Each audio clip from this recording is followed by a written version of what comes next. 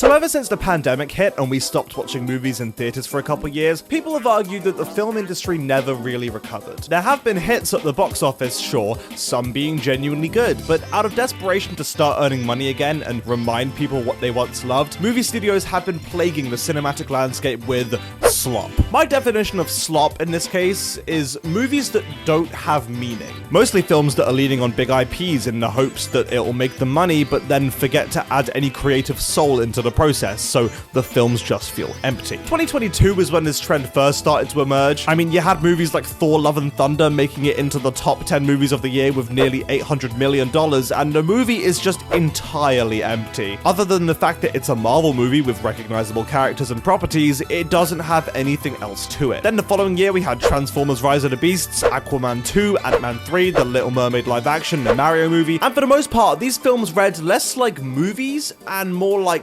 products. Films are meant to make you feel something, but studios seem to forget that and just prayed that recognizable IPs would be enough to fill that void. Like, name one feeling that you had while watching Ant-Man 3, other than lust when they showed MODOK's ass. And during this period of time, it was really interesting to watch the box office because some of these releases did very fucking well and earned hundreds of millions of dollars, whereas others started flopping. Ant-Man 3 earned $470 million, which for Marvel standards was unheard of at the time. The Flash had the most hilarious flop of all time, earning only $270 million. For context, this movie was a bigger financial failure than fucking Morbius. Towards the end of the year, the Marvels earned $200 million. A Marvel movie, barely scraping $200 million. Especially with inflation and the cost of going to the cinema nowadays, people weren't willing to spend all that money on a movie ticket just to sit there and mindlessly absorb CGI explosions. And for the most part, this trend continued for the next couple of years. Again, some slop fests would earn lots of money, like Despicable Me 4, genuinely one of the worst films I've ever seen in my fucking life, by the way. And then some like Madam Web would barely scrape $100 million. And you may notice that I'm barely bringing up original movies here, and that's because there were very few. I mean, look at the top 10 list of 2024. Sequel, adaptation, and sequel, and then sequel.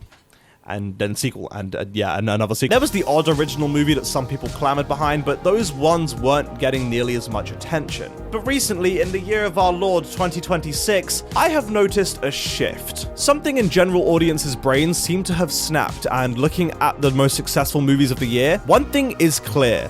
Audiences are craving original stories. Now, when I say original stories, I don't mean that every single movie released this year is a completely new idea. We still have sequels and adaptations all over the box office, but not only are there fewer of them, most of them have gained that heart back, that soul that movies are supposed to have. This year, movies that are part of large IPs don't seem to just be made to sell products or make children want to come to Disneyland. They have meaningful stories that challenge their audience's perception. And not only that, but audiences seem to be able to sniff out when a movie is lacking in this department now. When a film is just a product, they know, and the box office really reflects this. For example, Toy Story 5 is as of now the second highest grossing movie of the year. Now, when you see a franchise reach its fifth installment, you and me would probably think, let it die. Stop milking this cash cow. And while yes, I'm sure the financial success of every Toy Story movie is most of the reason behind the creation of Toy Story 5, this movie also has a lot to say. Unlike movies that I've talked about so far that are just shoving spectacle down your throat with no substance, Toy Story 5 is meaningful and is on a clear mission to deliver its message to the audience. The theme of tech versus toys is great, the way it links back to its protagonist and her own personal struggles is great, the way that it urges us to think about the world around us and our relationships to our technology,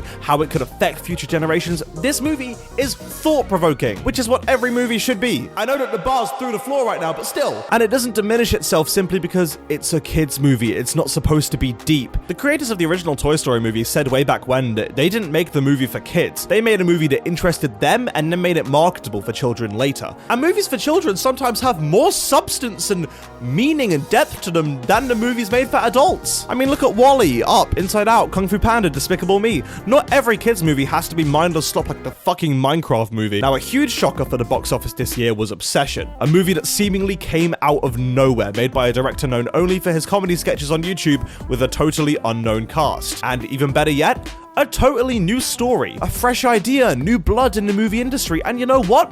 It fucking succeeded! Obsession currently sits at number 9 on the 2026 box office list with nearly $500 million, and it only had a budget of $750,000. It earned more than 500 times its production budget. Let that sink in. And why is that?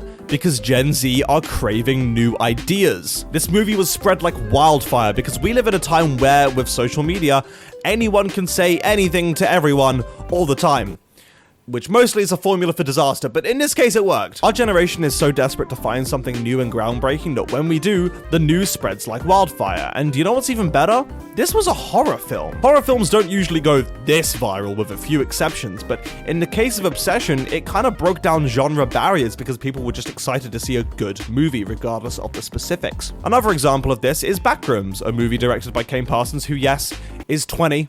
Maybe 21 now, I don't know. A very young man making his directorial debut with a movie based off of his YouTube series, and again, it soared at the box office because it had something to say, a fresh idea, and even seasoned filmmakers like Steven Spielberg are praising these two films, and feeling hopeful that the next generation of cinema is in good hands. But again, not just the original movies are winning here, because just like Toy Story, the pre-existing franchises are doing good too. Spider-Man Brand New Day released last week and has already made history with the biggest opening in movie history, like even beating Avengers Endgame, which is just unreal. And also, I'd like to point out that all four of the biggest opening movies of all time all star Jacob Batalon, the CEO of Sex. And I don't think this is a coincidence. Spider-Man Brand New Day could have very easily just been another Spider-Man film, riding off the coattails of what they knew worked from the last three movies. In fact, reportedly, this movie was going to be another huge multiverse movie like No Way Home, but at some point, Sony and Marvel decided, no, we're gonna take a different approach. And lo and behold, Spider-Man Brand New Day is a really unique film with a fresh approach to the character. It's directed in a way that sets it apart to the other Spider-Man films and written in a way that challenges the audience. The characters are more mature now. Peter Parker himself is infinitely more complex and three-dimensional than he's ever been, and it involves characters and storylines from the wider Marvel universe without making it feel forced. This film is a perfect example of how to take an established franchise and do something new with it, and clearly, audiences like new because not only is it reaching unseen heights at the box office, but it's an absolute slam dunk with critics and audiences alike. An example of a movie using an established IP that did not succeed is The Mandalorian and Grogu, which released just a few months ago. Yep, sadly, Star Wars' third theatrical release in 7 years was nothing more than a few mediocre episodes of The Mandalorian lazily smushed together with literally zero flair or substance. The Mandalorian himself has now been devoid of a character for 6 fucking years, and this movie does nothing to challenge the form or give him new layers or even a fucking character arc. The script, I guess, legally passes as a script. Jon Favreau and Dave Filoni clearly put their faith in the fact that just because this is a Star Wars movie, audiences will flock by the millions to come see it. But times have changed and audiences aren't so gullible anymore. The Mandalorian and Grogu only earned around $350 million, losing money given its budget because it just being a Star Wars movie is not enough anymore. Audiences want new and original stories on top of that, like with Andor, for example. It's something so unique and fresh in the Star Wars universe that it didn't even feel like Star Wars in the best way possible. But anyway, I don't want to get off topic and talk about TV shows here. Let's stick with the box office. The Odyssey is closing in on $1 billion now. I guess technically it's an adaptation, but the story of the Odyssey is thousands of years old. I don't think it really counts. Studios will now have to think twice when having conversations like, we gotta dumb it down for the new generation. This is too complex for their TikTok-ridden tung-tung Zahor brains. Because the Odyssey is a 3-hour-long, intricate and challenging tale from Christopher Nolan, and it's one of the most successful R-rated films ever. We don't want dumbed down slop. We want this. And speaking of dumbed down slop, the Moana live-action remake released a couple months ago, and I don't think I need to tell you just how bad this movie looks and how bland it seems. There are plenty of videos explaining it, but yeah, it seems like moviegoers are finally tired of the Disney live-action trope, and thank fucking God for that. Anyway, I assumed that this was going to be one of those films that, despite having zero creative flair or vision, other than stealing what the animated movie achieved, would still succeed at the box office regardless. But the movie has only earned around $250 million on a $250 million budget. And since films have to make around 2.5 times their production budgets just to break even, let alone make profit, this movie must have lost Disney a shit ton of money. The dangling keys method doesn't work anymore, and Disney must realize this by this point. I mean, it'll probably work for Avengers Doomsday, but other than that. The only exception from this year I can think of is the Super Mario Galaxy movie, which, just like the first movie, earned $1 billion. Similar to The Mandalorian and Grogu, this film just felt like a massive nothing burger. I mean, gorgeous animation, don't get me wrong, the Illumination team killed it, but from a narrative perspective, there's just nothing. Ryan George says it best in his pitch meeting video video for this movie. Okay, well, tell me about this movie's story. The what? Like the plot. Like what's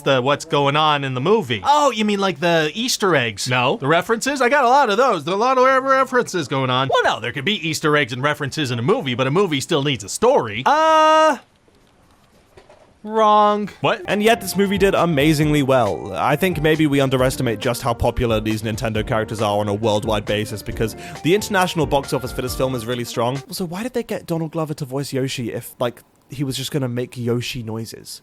Like, I still don't get that. Anyway, I think you get the point by now. Does the movie industry still have its problems? Absolutely yes, there's no doubt about that. But is it headed in the right direction? Mate, I think so. Call me an optimist, but there's a clear demand for originality, and as the saying goes, audiences talk with their wallets. And as studios continue to see that we've gotten better at telling apart the slop from the real art, I think there's a very real chance that this positive shift can continue to transform cinema back into what we once knew it to be. Anyway, that being said, I cannot wait for my most anticipated movie of next year, Ice Age 6: Boiling Point. I didn't say we were out of the woods just yet. Thank you so much for watching this video. I really hope you enjoyed. If you did, please do subscribe. It would help me out so much. And let me know what your favorite movies are from this year in the comment section down below. Thanks again. I'll see you all later. Goodbye.